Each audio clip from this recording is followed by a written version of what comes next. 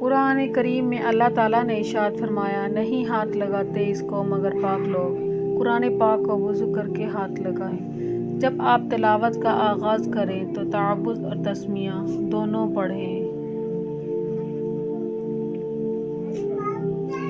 تلاوت کے دوران سورت آ جائے تو صرف بسم اللہ الرحمن الرحیم پڑھیں۔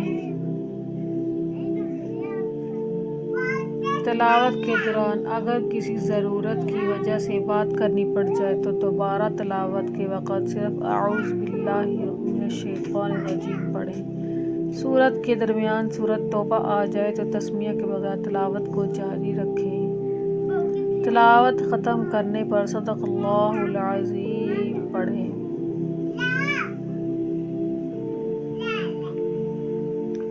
چینل پہ نئے ہیں تو چینل کو سبسکرائب کریں۔